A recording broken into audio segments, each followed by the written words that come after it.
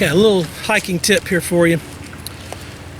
I'm out here near a river, and I can tell that not because I can see it, but I can hear it. I'm still a good ways away from it. I happen to know where it's at because I know this area. I'm gonna stop here in just a second, and so the microphone is pointing towards the river. There's a road right down here too, that's why you hear the cars going by, but as soon as they stop going by, I turn it around, you can hear the river.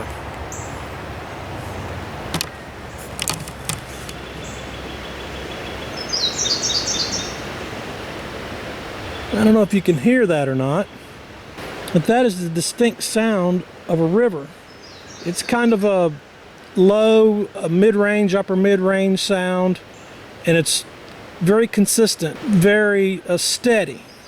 So, and I'm not very close to it either. I'm still several hundred feet away from it, and I could hear it way, even further back. So if you're ever out lost and, here's a river right here, there's, possibly food, there's, water if you got a way to filter it.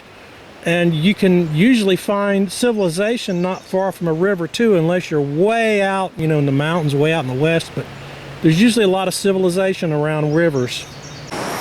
Okay, I've gotten real close to the river now, and you can definitely hear it now.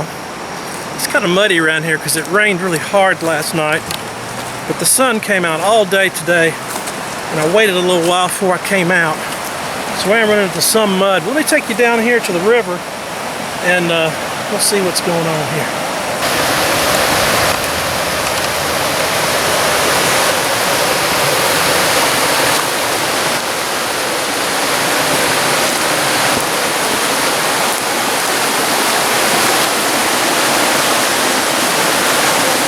Okay, here we are right beside the river. It's the Haw River.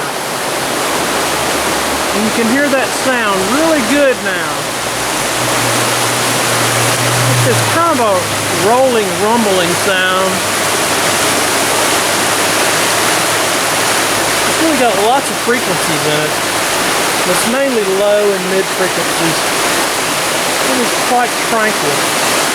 A river like this, that's moving pretty good, and there's a lot of rocks around it.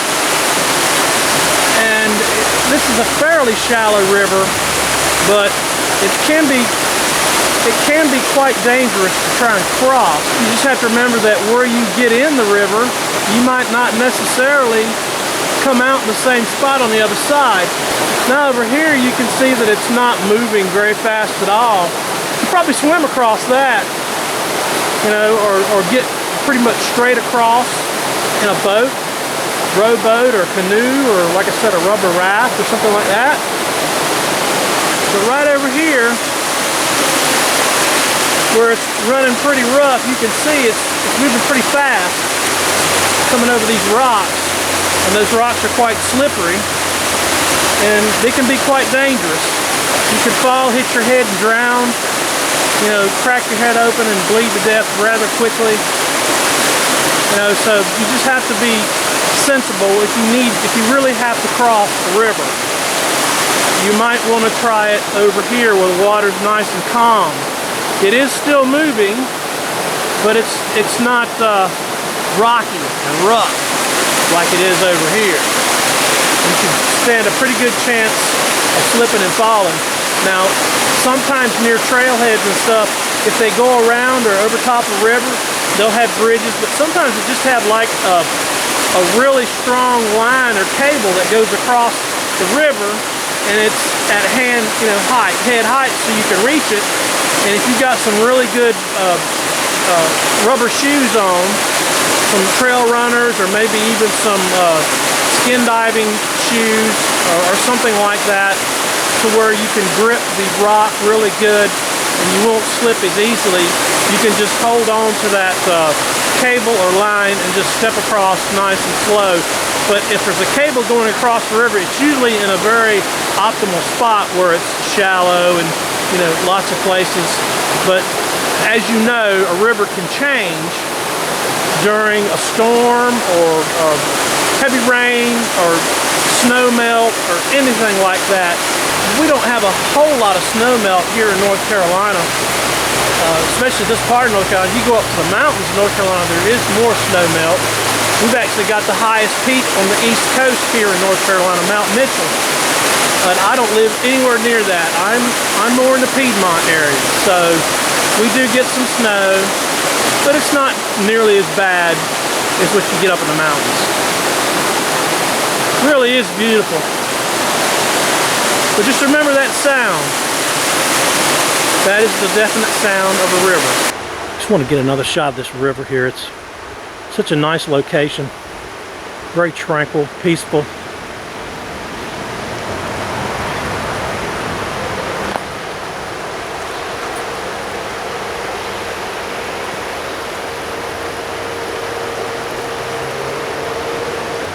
Rivers are a great source of food and water if you got a way of obtaining it. Containers and a fishing kit or something like that, or you can, a net or a filter can be made out in the wild. Just make a campfire, and there's several videos on YouTube I've seen on how to make a water filter with, you know, charcoal and a shirt or something like that. There you go. This is just an old mill that's out here on the river. We're actually in an area called Carolina. Not famous for much, but there used to be a lot of mills here on the side of the Haw River, and textile mills pretty much is what it is. This building is way over 100 years old, I'm sure. It's been condemned and shut down now, waiting for someone to do something with it. Hey, I'm standing out in the river. Gotta be careful turning around. I'm standing on top of a rock. Look. I don't know if you can see it or not. There I am on top of a rock. In the middle of the river. Well, not quite in the middle.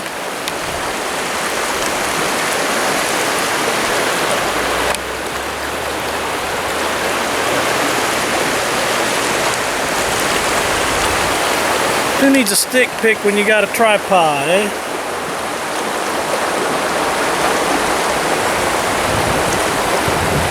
Out there! Oh, the breeze feels really good. I've gone through a lot of my water. I don't know how far I've hiked, maybe 1.5 miles, 2 miles at the most. My patrol belt is working out really good. I put the clip in the back, like I said in the second video, and it is so much better. These straps have not moved a bit off of my shoulders. When I get back to the house, I'll do a little bit more in depth so you can see it, what I did exactly. But this has really been nice, really nice. And with this vest and everything in my pants, and you know, my boonie hat and the patrol belt and the camera and everything, I'm pretty sure I'm probably close to 20 pounds. I would be surprised if it wasn't.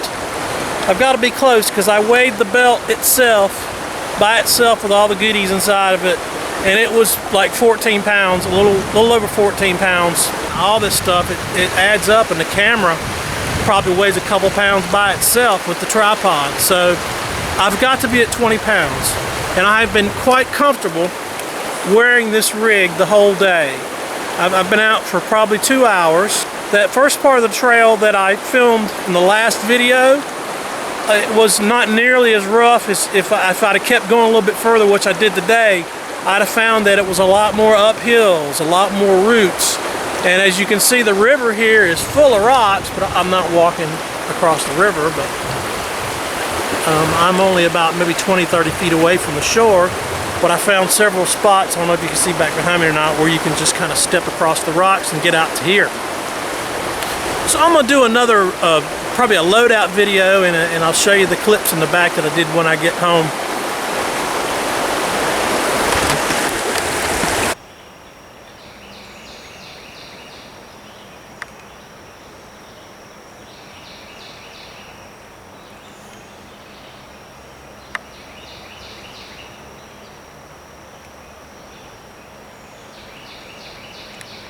Been trying to avoid those guys today. He jumped off. But on the way back to the trail here, it'll be nice because I've already walked through all the spider webs. Pretty sure I was the first person on the trail today.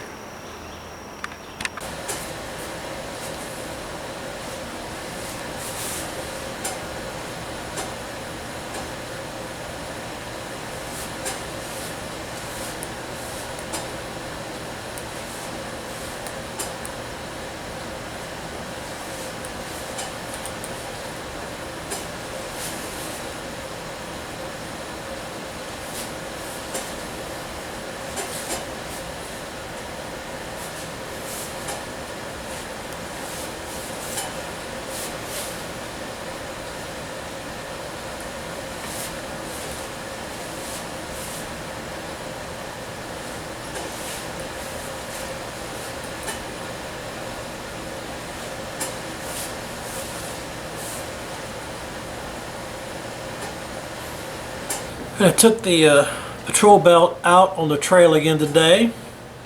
Got some really nice video, did some walking. I probably walked twice the distance that I did in the last video that I made. The improvements have helped quite a bit, and I want to go over them with you right now. First of all, I probably walked 2 miles today, and the terrain was kind of mixed. The ground was nice and soft, muddy actually, but there was a lot of roots and there was a lot of hills and a lot of steps and stairs. And okay, so we're going to go over the belt here. On the back, here's where I put the clip for the cross part on the suspenders. I might cut these off, but I'm not really sure. They're kind of long. I might just roll them up and tape them or something like that. You can see here the MollyWeb Dominator is working pretty good. I was worried that it was going to be uncomfortable on my back, but it wasn't too bad. It wasn't bad at all. So it did help. It kept the suspenders from wanting to go out like this big time. The last video you saw, I was having to keep pulling them back up like this because they were wanting to slip off the side of my shoulders. But this right here helped a whole lot. They didn't hardly move at all. I also added a little sternum strap here that I kind of made. Just put a couple hooks on it here, and I put a D-hook right here so I can just hook it on right there for the D-hook, and that's going to keep it even more intact. I didn't have this part on in the video earlier, so it's not going to be there. I just put this on a little while ago before I started this video. But this right here is going to help even more to keep this firmly in place. So now we're going to do a little loadout and show everybody what I've actually got in these bags. I'm going to take everything out and lay it on the floor and you can see it all. So hang on. Okay, these are the 2 pouches that are on the left side of the patrol belt. There's a water bottle pouch that's in the front. That's right next to my little Azula SA3, which is on the belt. So that's not here, but that's on there as well. And then there's a drop leg pouch that I've converted over to be on the MollyWebbing of this patrol belt. This stuff right in here is in the drop leg pouch, and this stuff over here is in the little water bottle pouch. I'll start over with the little water bottle pouch. In the center of this right here, there is a large sheet of, it's like 4 mil plastic. It's for making a shelter, and I think it is like 20 by 12 or something like that. It's pretty good size, but it's really thin. And wrapped around it, there are 3 55-gallon contractor grade trash bags, and I think they're like 7 mil or 10 mil. They're pretty heavy duty. And then wrapped around that, I've got some number 32 bank line. It's either 28 or 32, I'm not sure. But it's pretty heavy duty bank line. There's about 75 feet of it. And then I've got some rubber bands wrapped around that. Now we've got here, these are little 400 calorie ration bars. They're made by Mayday. I've got 3 of those. This is an ultralight Esbit stove. It's titanium, but this folds down really small. It's really light, and you can set a canteen cup on top of it like I have in my canteen pouch. I'm not going to go through the canteen pouch because they're all pretty much the same. Here's some Aquamina water purification tablets. I think there's 6 of them here. And I've got a bunch of chicken bouillon. And that's everything that is in the water bottle pouch. Now over here, this is everything that's in the drop leg pouch that's on the left. Up here at the top, I've got 2 more of these Mayday ration bars. They are 400 calories each. So altogether there's 5 of them. And there's another bag of these survival tabs. To the right of that, I've got some aloe vera burn gel, 2 packs of that. There's some sting relief, 2 things of that. There's some Sunsect, which is combination sunscreen and bug repellent. There's several things of that. And I've got a little sharpening tool for my knives. This is a little fishing kit that I put together. It's got bobbers. It's got probably 200 feet of fishing line. It's got hooks. It's got weights. It's got some artificial lures. It's got all kinds of good stuff. I'm pretty sure that I also put in 2 deep sea rigs, or ocean rigs we call them. They have metal leader on them. This is a sewing kit. I actually bought this sewing kit at a thrift store or a Dollar Tree or something like that. It was only $1. And I beefed it up. I put some really good thread in there. I put some extra buttons in there.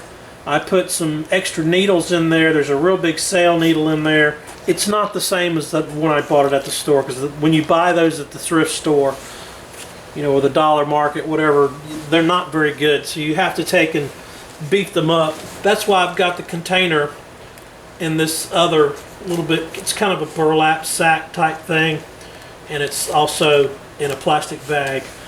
In the middle here, I've got some sports wipes. They're like, you know, baby wipes, whatever you want to call them. They're disposable, and they were pretty cheap too. They were only like $2, and there's 12 of them, so pretty good deal. Here's kind of tools here. I'm kind of a tool guy, so I'm kind of tool heavy. This is where I might be different from a lot of other people. I've got this Titan stainless steel. This thing is pretty thick. This is a scraper, but this could also be used as a pry bar. It's so thick. I don't know if you can see how thick that is or not, but it's quite sturdy. I've got a little button compass. I don't really trust that. That's why I've got another real compass. There's some duct tape, more duct tape, some earplugs. This is an eyeglass repair kit.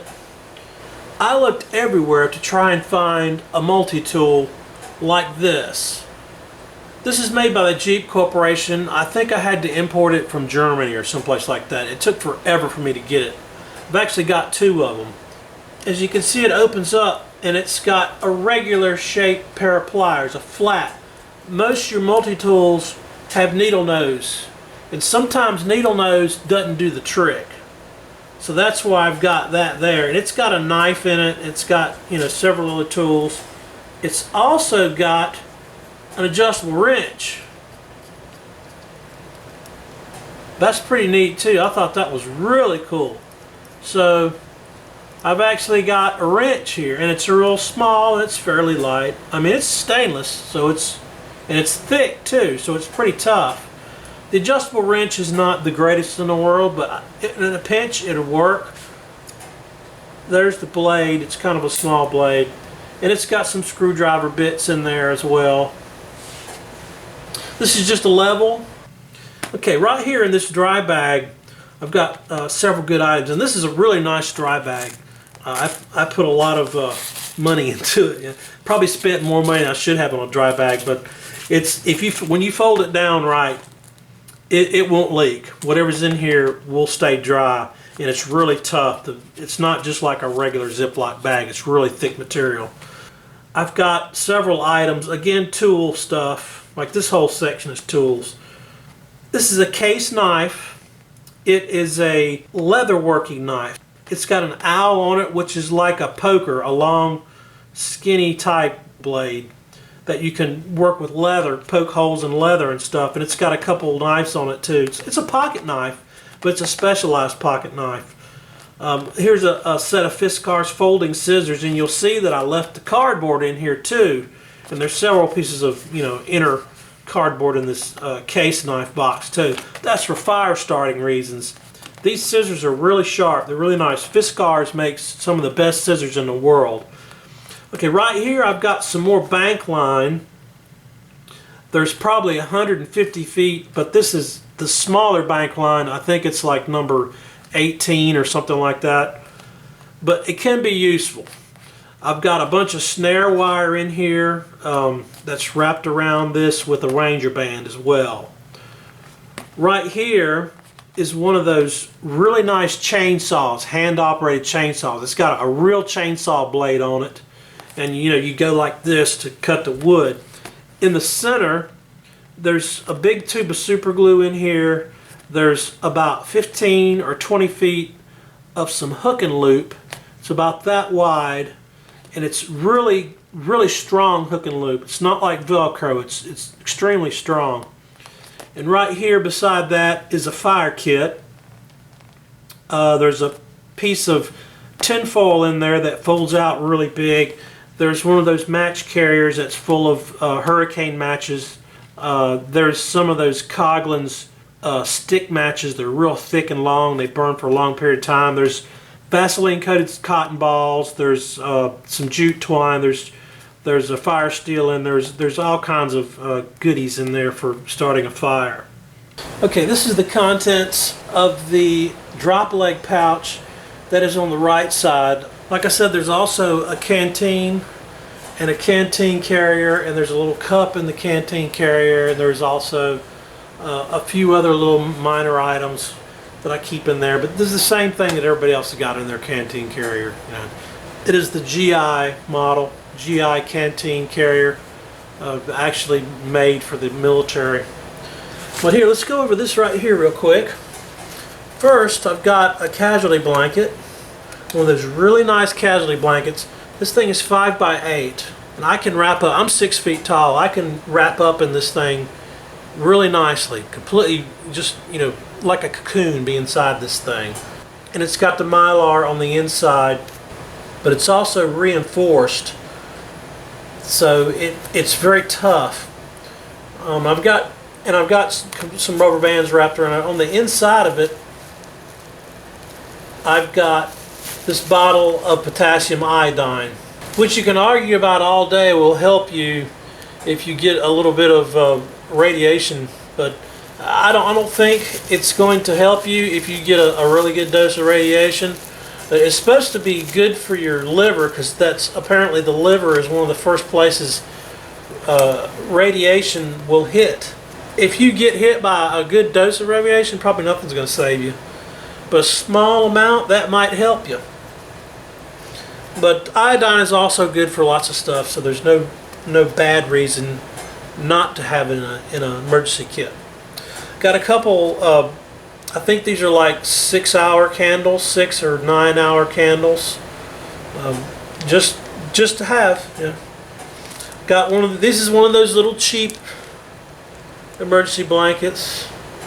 Again, it's probably about the same size as this one, but as you can see, big difference.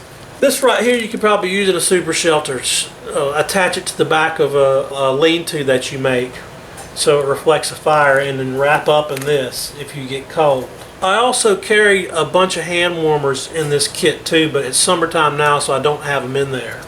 This is my medical kit right here. My medical kit is not designed for a really bad injury. My philosophy is I'm not a medical professional myself, so I've kept my kit more on a more moderate type of injury. I just got a feeling that if there's a bad situation and there's no transportation, no gas, no electricity, no fuel, no nothing like that, if you get hurt really bad and you can't get to a hospital, you can't get to a doctor, it's probably pretty pointless. I know that's not the right attitude to take, because in any type of bad situation you do need to keep a positive as possible attitude, but something like that, if I cut a major artery, or if I get bit by a snake and it puts a lot of poison in me, or if I get a bad concussion or something like that, or if I get shot in the chest, or if I get, you know, a really bad serious injury, if you can't get to the hospital, you're probably gonna die. I read a case, this happened, and the military documented, this happened during the Vietnam War. There was these pilots, it was a C-130, I think. The aircraft got hit by anti-aircraft or a missile or something like that, and it just tore up the inside of the plane, and all kinds of stuff, you know, were flying on the inside of the plane. The pilot got hit in his arm and severed a major artery, and they had some troops with them, and there was a medic there, and the medic applied a tourniquet to his arm, and they were up at high altitude, and it was winter time, and back then those aircraft, they weren't warm in the winter time, you know. They didn't have really, you know, they were just designed to get troops back and forth to place, you know. And they crashed not far from a base, so they didn't get captured, but it was like 12 or 14 hours before they could get back to their base. And the guy had that tourniquet on his arm for the entire time, and it didn't kill him. But like I said, it was winter time, it was cold, their hypothermia had partially set in on them, and things like that will help stop bleeding. You know, if you get that's why you put ice on a bad cut, because it makes the skin, the blood vessels and everything constrict and contract, and it just helps to stop bleeding. So in a situation like that, perhaps a tourniquet would be good for a long period of time, but in most cases you need to seek medical attention immediately. This kit also contains a lot of over-the-counter medication as well as activated charcoal. Large band-aids, I got some small band-aids, some medium, some, you know, little tiny band-aids. I've got some, you know, lots of alcohol swabs, iodine swabs. I've got an irrigation syringe for, you know, take water and irrigate a wound before you cover it up. I got some sterile gauze pads that are like, you know, like this. They're like 5-inch. I think they're 5-inch, and they're pretty thick. We got 100 feet of real paracord here, real 550. So counting the 100 feet that's in my pants, that's 200 feet of paracord. I don't know what I can do with 200 feet of paracord, but it's there. This is a little ditty bag here. This little ditty bag has got all kinds of stuff in it. All kinds of stuff. There's a couple of butane jet torch lighters. And there's a little thing of butane fuel right there. Here's another one of those really bad to the bone rubber bands I was telling you about in the other video. It's a real thick, heavy duty rubber band that they use on tractor trailers. Got a couple Sharpies, a big one, a small one. Got some clothespins, some, you know, clips. Got a bunch of pieces of cardboard in there. I've got some wipes for my phone, or, you know, whatever. I've got some hand cleaner in there. There's like I think that's like a 10-foot or 12-foot measuring tape. There's zip ties. There is some pens and pencils. There's also, let's see, right there, I don't know if you can see it or not, there's a thermometer. Okay, something I didn't tell you, in the other bag where I've got the Esbit stove, I've also got 12 Esbit cubes, the large Esbit cubes that burn for like 17 minutes. And I guess that kind of shuts down the entire video series I've had on this patrol belt that I put together.